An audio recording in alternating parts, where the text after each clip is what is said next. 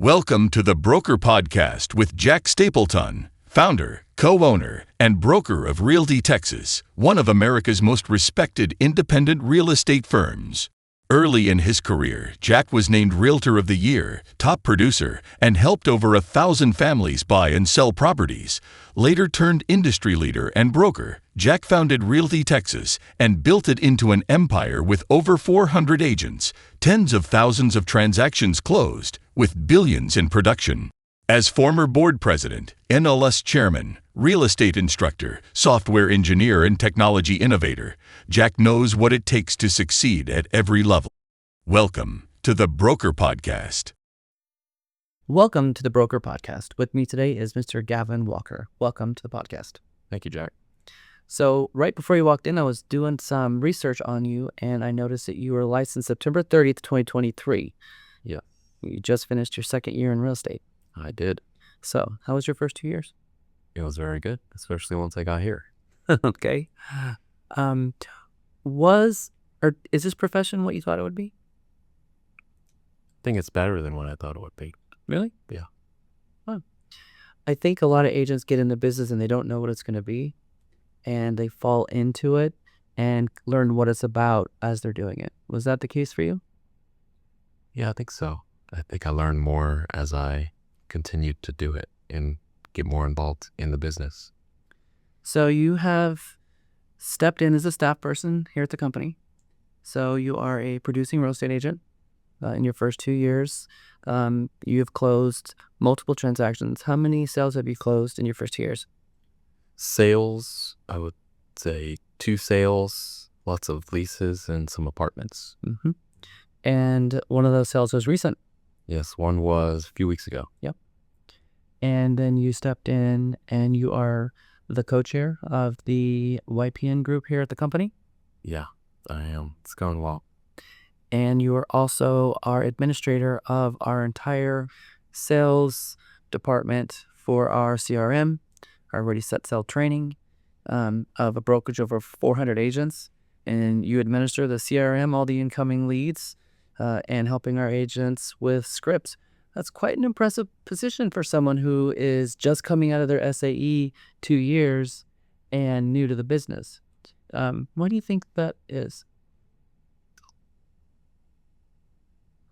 I don't say no to opportunity. So you also took our 80-hour mega salesperson training program. Talk to me about that. How did that impact you as an agent? That helped me a lot as a newer agent. It felt like it was my college because I didn't go to college. All packed in 1 month. It's pretty intense, isn't it? It was pretty intense. I learned a lot, and I would take it again this upcoming January if I could. I have taught a lot of people on Mega. I have probably had 500 plus people graduate from my Mega. And one of the reasons that I put you in the position that you're in is because in class, as I would ask questions, you would raise your hand and you'd reiterate some of the content that I provided almost verbatim. So you have a very unique ability to consume information, process it, and make decisions on that information. Where do you think that comes from? Is it just an innate ability? Yeah, I think I've always been a really quick learner. I learn things pretty quick, pick it up quick. I do it, I practice it, and just try to get really good at it. I just like to do that. You have a rare balance of someone who is a good communicator. You develop extremely close relationships with the people around you, and you are able to take very complicated situations and pieces of information and take it all in and simplify it and take it and run. So I'm very impressed with your first 2 years in real estate. You're going to have a very successful career in real estate. You are definitely in the right profession. I don't think sales is for everyone. I don't think so either. And I think you have found yourself in a good position. So, hey, I heard you brought me some questions. I do have a couple of questions for you. Okay, let's do it. First question. If you could go back to the start of your career, what advice would you give yourself in being in the position you are now, everything you've learned? When I think about myself, I have a lot of roles. Past president of the association, so I've got the leadership side, the broker side, and the real estate agent side, and then of course, the leadership side. I would give myself different advice in each one of those things. I think that each one of those things has helped me immensely. Being involved in the realtor organization has helped me bridge relationships that were very vital in getting us where we are here today. My business partner, Lisa Ormsby, it's how I met her in the first place. We both served on the Williamson County Association of Realtors Board of Directors together, and that's how we met. And I had owned a brokerage before many, many years ago. It was just a small brokerage of 4 broker associates, basically, and we were just using the firm to run our business through, and we all just kind of did our own business. And I knew that I wanted to, after I experienced that, open a brokerage, but I wasn't sure who was going to be my business partner because I wanted to be very careful in who I picked. And of course, when I met Lisa, it was the exact right person at the exact right time. I think a lot of this is dumb luck. But again, on the real estate side, on the leadership side, on the broker side, on the real estate side, it'd be completely different advice that I would give myself for each one. So pick one. Which one do you want answered? I would say real estate agent. Real estate agent? All right. I would focus that real estate is a relationship business, that you need to focus on a geographic farm and don't give up on that farm and keep focusing on that farm. The very first day I got my real estate license, I just through dumb luck, not through dumb luck, part of it was dumb luck. I had a client that was a friend who was waiting for me to pass my exam because they wanted me to be their real estate agent. I was already a real estate agent because I was licensed in another state, but I got my Texas license in 2007, had my license in California in 2003. So as I was getting my license here, they were waiting for me. And as I was showing them property, we came to like the third property we were showing them, and these people were standing in front of the house. And we just showed it. They looked really frustrated, and I just introduced myself. Hey guys. And I could tell that, they wanted to talk to me. So I just said, did you have a question? And they said, and they just opened up. We've been waiting for 3 hours. This agent said they're coming and they never come. Can you show me this house? And I looked at my clients and they said, go show it to them. And because, inside they already told me that this wasn't a house for them. And I showed them the house and that was the one for them. So I told them to meet me at the office and gave them my number, the address and my phone number. And they met me at the office at 5 o'clock. And 2 houses later, my clients picked one. And so my clients came back to the office. These people met, and I wrote 2 offers my first day and got them both accepted. So being at the right time, the right place, the right moment can just be dumb luck. But maintaining the relationships you have with your people, both of those people are still my clients today. I think that probably 30% of my business slid through my fingers. And if I can go back from the very, very beginning, I would make sure that my database was perfectly aligned and I was calling my people 3 times a year and I would let no lead go uncalled. And I know that every agent gets to the point in their career where they realize that if they go back from the very beginning and really evaluate how they ran their business from the beginning, how many transactions they left on the shelf by not being persistent in going after them. So the one piece of advice that I would give myself is maintain your database and call your people. Because there was years that I was closing over 100 transactions, but a lot of the people were coming to me. So I didn't have to spend a lot of time making outbound calls. I was just continuing staying up with the people that were just, in my purview. I would have gotten an assistant a lot earlier in the process, and I would have focused on my database more, and I would have done more marketing because I did a lot more closing than I did prospecting. I could have probably doubled my business, or at least increased it by 30%, I think, had I, from the very beginning, got an assistant, had them deal with my back office tasks, me continue to make the phone calls, and me be the front person and stay out of being my own assistant. So when I teach my classes, a lot of the stuff that I'm teaching is from personal experience, which is call your people, maintain those relationships, get an assistant as early as you can because I myself did it. Some good advice. So what else you got? My next question.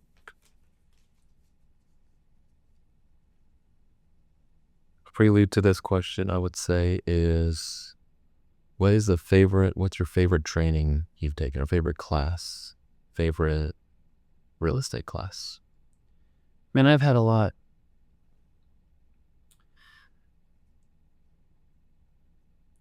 One of my mentors was a Texas realtor named Pat Strong.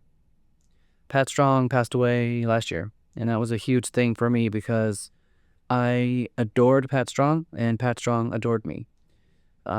She was a team lead at a Century 21 office in the 80s, and she taught me GRI, she taught me ABR, MRP, all the designations, and there's just something special about her. I've taken classes on every designation there is, taken classes from just about every instructor there is, and there was something special about her. And if I had to answer the question, I think the instructor makes a huge difference. And so she really made me fall in love with real estate education. There was a class that I took early on in my career called UVP, Unique Value Proposition. It was a 2-week class.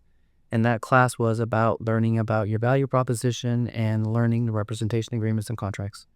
I took it from a firm, First Team Real Estate in California. And it was a solid 2-week training class that I took.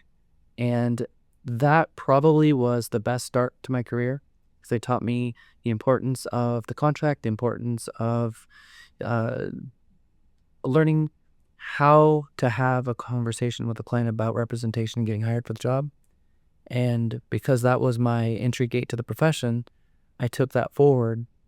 And the UVP that they had is a part of the mega that I've created to this day because of how influential that was for me. So First Team Real Estate's UVP training that they had in the early 2000s was, pretty impactful to me. But that's very specific because that's something that only that firm has. Outside of that, finding an instructor that really moves you, and second, having a huge commitment to education.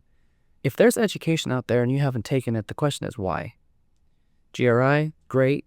Graduate Realtor Institute, all of those after designation, certifications and designations, I should say, after license designations and certifications.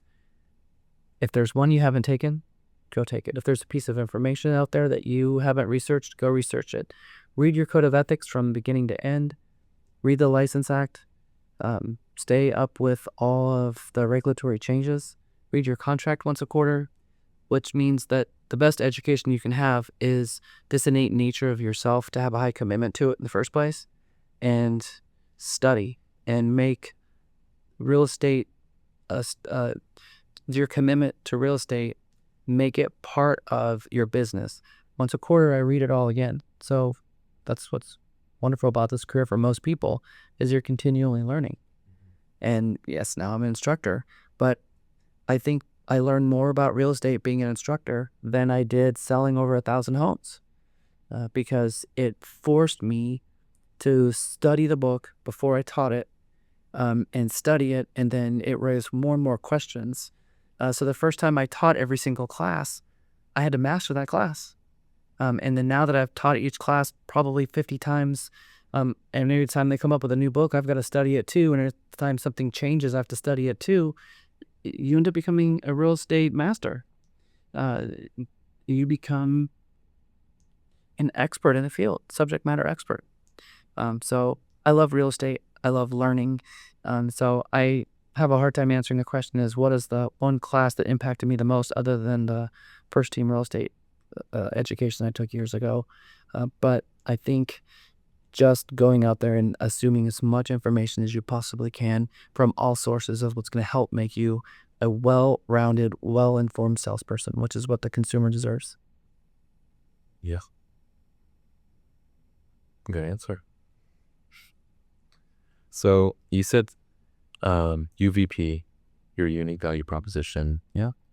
And I want to know how Jack, when he gets to the door with the client, how in your quick 2 to 5 minutes do you explain your information about brokerage services and your buyer representation agreement and that's your value proposition. How do you explain that in front of the door to get the client to feel, or the person to feel comfortable and ready to work with you? Confidence. If you're not confident in what you're telling your client, they're not going to be confident in what you're telling them. And so, we have some regulatory things that we have to get through with them. So I asked them, if you give me the professional courtesy to allow me to go through some of these regulatory things, and I just go through it. And I say, I am duty bound by the Texas Real Estate Commission to explain this information about brokerage services. All purchasers in Texas are required to receive this from the real estate brokerage. And I hand it to them. And I say, if the agent represents the buyer, they're the buyer agent. If the agent represents the seller, they're the listing agent. And if the agent acts in an intermediary situation where they represent the seller and the buyer in the same transaction at that same firm, it's called intermediary. Talk to them a little about sub-agency. But what's great is I just take them down the form. And our information about brokerage services is just one page. So it's very simple. And on the back of that page, I have the buyer representation agreement. So I let them know that I must walk them through this one, and then I flip it over and I let them know that on the flip side of it, in terms of representation, that I am unable to open the door until they enter an agreement with the brokerage. And we just talk through it really quickly. The reality is 99% of the time, they sign the front, they sign the back, and we open the door. And in their mind, they don't know what they're signing. And I want them to know what they're signing. I want them to understand what this is.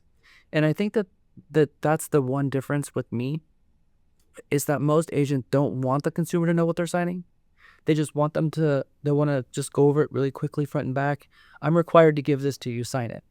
And then the consumer is looking at it and, well, what is this? And then they ask the agent to explain it, and they can't explain it very well.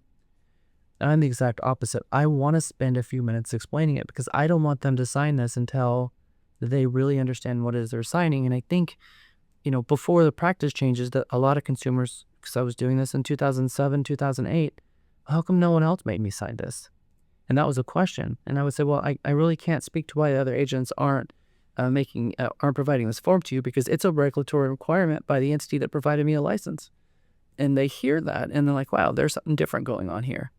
And so I always just would go down the list. If the broker represents the buyer, the buyer agent. If the broker represents the seller, the listing agent. And if the broker represents the buyer and the seller in the same transaction, then that broker is an intermediary. And then I just explain, and if you don't sign this representation agreement on the other side, then I'm a sub-agent. And anything you tell me, those duties are owed to the listing agent. And then I would say, have you worked with a real estate agent before? And then we'd have that conversation. Have you signed a representation agreement with any other brokerage? And they would say, no. Okay. So at some point through the process, you're going to need to hire a real estate agent. And I'd like to be your real estate agent. So by signing this document, it would make me your real estate agent for the transaction. Now, if you want, because we don't have a relationship yet and we're just meeting at this property and you want to see it, I'm happy to fill this out and put the address on this representation agreement, which means it would be just for this property. Then we can see the property. We can go back to my office. We can talk about it. I can learn more about what you're looking for. And then we can put a profile in the MLS for you, and we can get an entire list of all the properties that match your criteria. Get you with the lender and start the process off right. And have a little buyer counseling session right there and let them know what their options are. And it's different because it's not exactly as scripted as it is a conversation. So you just have to show up comfortable with the paperwork, comfortable with, I want to be hired, and not be shy about that. And then ask them, what questions do you have? Because they want to get in. I want to get them in. I want to work with them. And I'm not shy about that. I answer all their questions. And I know that 99% of the time, that house is not going to be the house that they're going to buy. So I'm happy to put the address on the buyer representation agreement. And then they walk out and they're just, when you're walking the property, you can tell if this is a contender or not. They get a little bit taller. They spend a little bit more time. And next thing you know, my couch would look great right there. And you start seeing them plop down the furniture in the house, and you're like, okay, this is a huge contender. So then the question is, do you want to put in an offer, or do you want to see some other properties so you have a full understanding of what inventory is out there for you right now? And sometimes it's no, I want to put in an offer. Rare, but happens. Most of the time it's, I really want to know what's out there. Great. Let's go see everything that matches your criteria so that we can make an informed decision, narrow it down to a top list, and then when you're ready, put in an offer. And that type of conversation, standing tall, confident, and putting that confidence over to the consumer and seeing who you are as a professional and not being afraid to have a conversation with the paperwork. I don't think I've ever had a client not sign it. I don't think I've ever had someone walk away and say, no, I don't want to work with you. Because if they had a real estate agent, that other real estate agent would have met them at the property. Yeah. I have had people say, well, I have a sister that's a real estate agent. Or I have a friend that's a real estate agent. Oh, have you signed an agreement with them? No. Okay. Well, I still want to be a real estate agent. I know I've got family members that were real estate agents before I got into the business, and some of them I didn't really want them mixed with my finances at all. So if you're kind of like I was, and I'd be happy to work with you and give them a referral fee, so that they'll get a check from us, be compensated, they don't have to do anything at all, and that always worked. So just be confident. Reminds me of the competence and competence rule. The more confident you are, the more competent you are. And the more competent you are, the more confident you are. Mm-hmm. One side breeds the other, and they play on each other. The more competent you are, the more confident you are. There's no question about that. Exactly right. Yeah. So to get into my next subject, negotiation. Yeah. So I read Getting to Yes, great book. Currently reading Never Split the Difference. What's the difference? Yeah. And something you were saying made me think of kind of where I'm at in the book. Something I just learned is people will say yes just to get through the dialogue, just to get out of the conversation, which makes me think when the agents are getting their representation agreement signed to view the property and then getting ghosted after that, it's because they didn't explain it well enough. They just got that first just initial, I just want to see the property. Yes, sure. Not the real no. You want to get that no from them to hear their objections, explain everything to them, and get the real yes, so they know that the control is in their hands. And you know how you do that most of the time? How do you do that? What questions do you have? Most agents in the driveway don't ask someone right in the eyes and look them in the eyes and say, what questions do you have? Most of the time, if you ask someone what questions they have, they'll pause and just let them pause there for a second and let them start talking. Once they're talking and you stop talking and you begin to listening, they're going to start talking. And at some point, they're going to start talking about their objection. And don't be afraid to hear the objections and talk them through it. Because once they voice the objection, they're making themselves very vulnerable. Because now I can solve the problem. What is the problem? Got it. This is the problem. Okay, well, let's overcome that. Because 99% of the time, once they've voiced the objection, it's less of an objection now. And it's easy for us to overcome it. But as long as they keep it a secret and don't tell you, then you have no way to overcome it. So most of the time, there's a saying that I have always had, especially in teaching my class, that said, people spend a lifetime dreaming about home ownership, buying their first home, and not a moment dreaming about hiring a real estate agent. So people aren't thinking about hiring a real estate agent, what questions should they ask them, interviewing multiple agents. They just sort of find the first agent that come along, hire that agent without ever interviewing them. And so there's a statistic from the National Association of Realtors that says that 90% of buyers choose the first agent they meet. So that means 9 out of 10 buyers you're going to hire, and they're just going to hire you.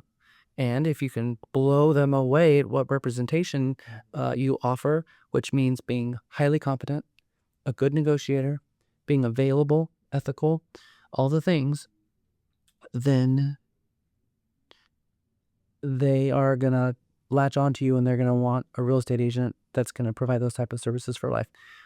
I think that you've got either an agent's going to nail it or they're going to blow it. And consumers don't really know what to expect in their first transaction. But what they want is someone who's going to answer the phone and be available, someone who is got the competence and leadership skills to help walk them through their transaction without making decisions for them, but providing them options and discussing those options so that they can make a decision that works for them. And then always being ethical, meaning that the consumer knows that you have their back, that you're going to tell them the truth no matter what it is. and that you got their back. And if you can do those 3 things, you're going to have a client for life. One thing my dad told me, there are 3 professionals that people need. They need a good attorney, they need a good CPA, and they need a good real estate agent. And once you find that good professional, you don't want to find another one. When you've got a good CPA, you don't want to find another one. If you've got a good attorney, you don't want another one, because you know that that person has your back. They're going to be available to you when they need you. And it's the same thing as a real estate agent. And so once you find a good one, they're going to latch on to it, but people will forget who you are. One of the things that agents do that's a really rookie move, I think, is they sell a client a home.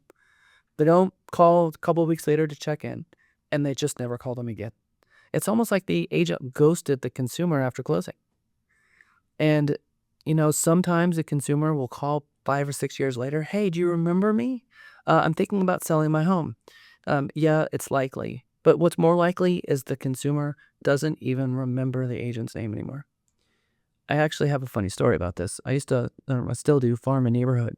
And I remember in about 2010, I closed like 14 homes in the course of 3 months in that farm. It was a lot. In fact, there was one street that I had 3 signs in a row and 3 different houses. And about a year later, I was sitting on all these just sold cards and just listed cards. And about a couple of years later, I got a listing appointment from one of them, and I came to her house. And I ended up, she pulled out my card, and she said, I kept your card, and I would like you to help me sell my property, because you did such a great job helping me when I bought the home. And I was thinking back, I remember that home and selling it. It was 10 years later, and I had sold hundreds of homes since then. It's like, wait a minute. I didn't represent them. I represented the sellers. She had a different agent, and she didn't remember that she even had another agent. And all of the just sold cards and all of the newspaper, all the monthly newsletters that I sent, and all the communication that I had over all of those years, she forgot that she even had a buyer agent and was thinking that I was the one who helped them buy that home.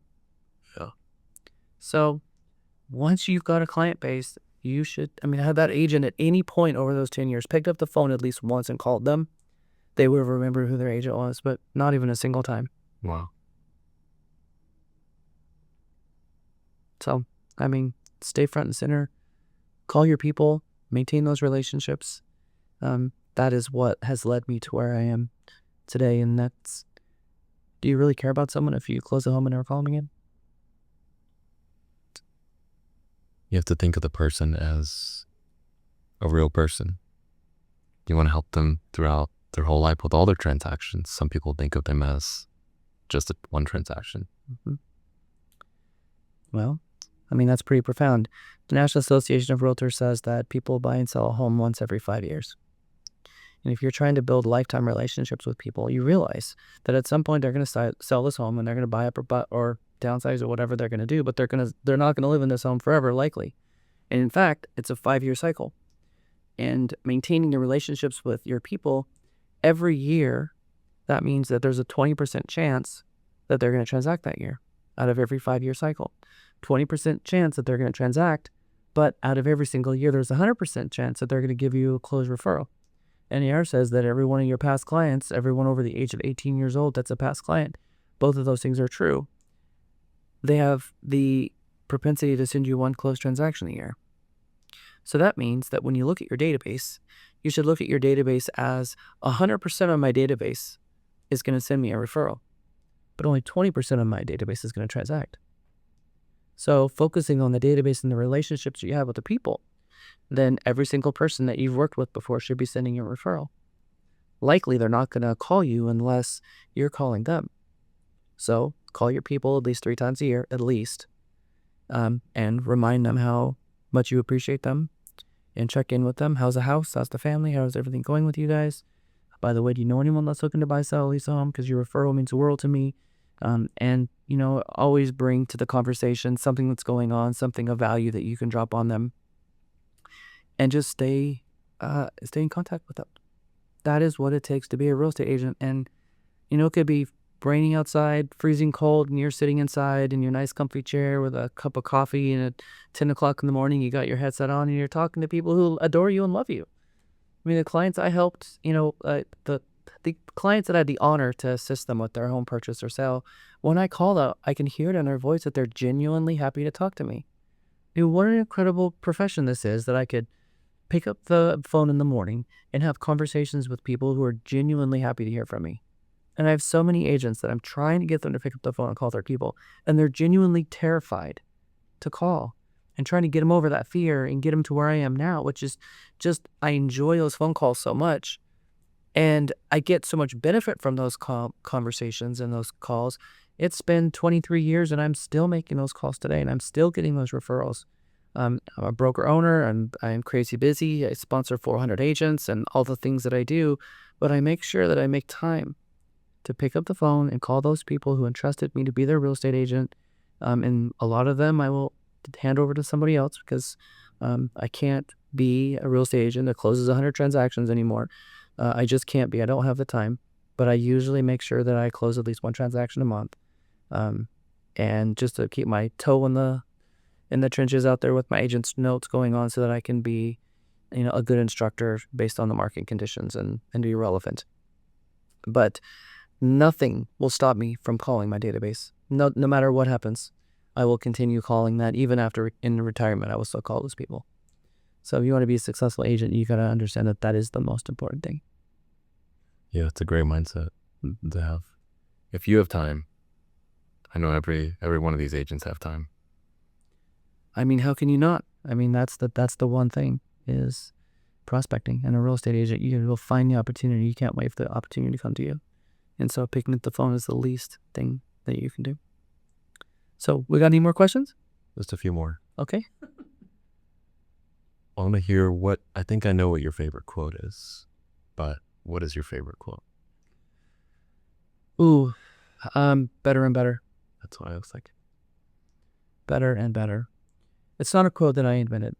And if you do some research on the quote, actually, you'll go down a couple rabbit holes that are very, very interesting.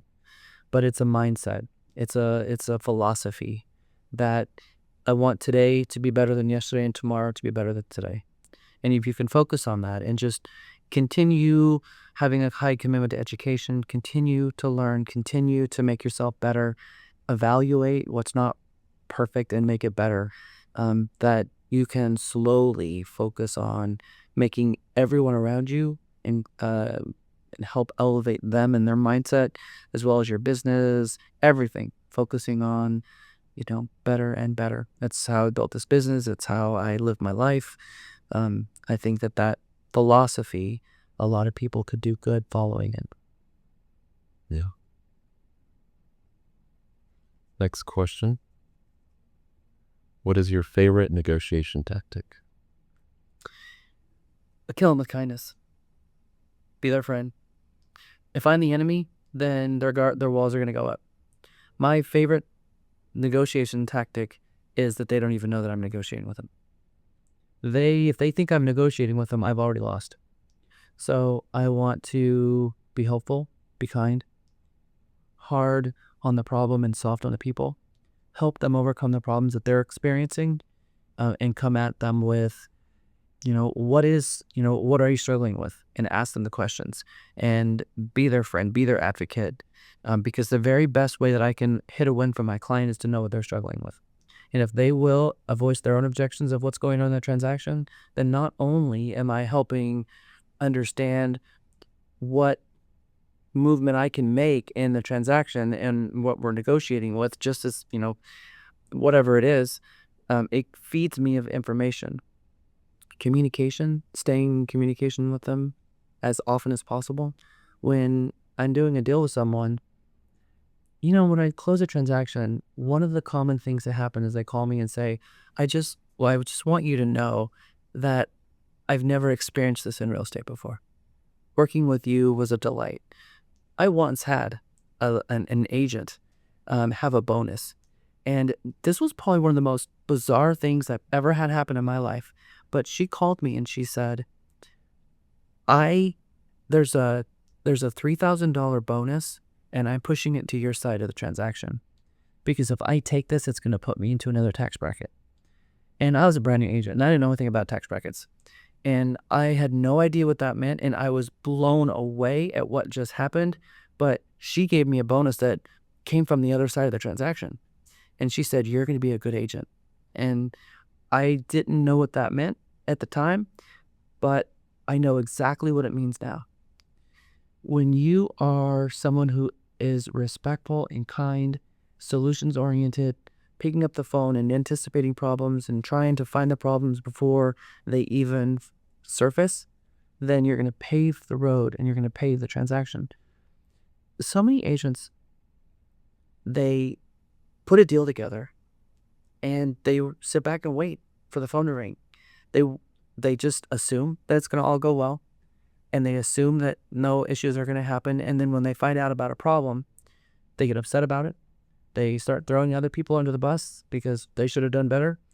And then now they're trying to put it back together again or unravel it, when had they taken the exact opposite approach, which is something in this transaction is going to break and I need to find out who and what it is before it happens, because I don't want to look bad in front of my client.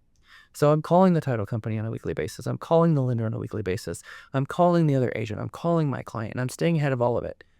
And what's interesting is that I found that I don't even want to call my lender. I want to call my lender's processor. So I develop a better relationship with my lender's processor than the lender, because the lender doesn't even know. I have found 99% of the time that the lender is not even aware of the problem. And I'll call them and say, hey, is there any issues? You need my help with anything? No, everything's going great. And then I find out for the last 2 weeks, the processor's been trying to get page 3 of the Wells Fargo from, 3 months ago, and they haven't been able to get it. And the lender doesn't even know because the processor hasn't waved the white flag yet saying, come help me. So I circumvent the lender, call the processor, hey, what do you need? And I've developed better relationships with processors than I do with the lender, because they hear from me once a week just so I can know real time what is really going on. I don't usually call the closer the title company. I call the closer's assistant because they're the one actually doing the work.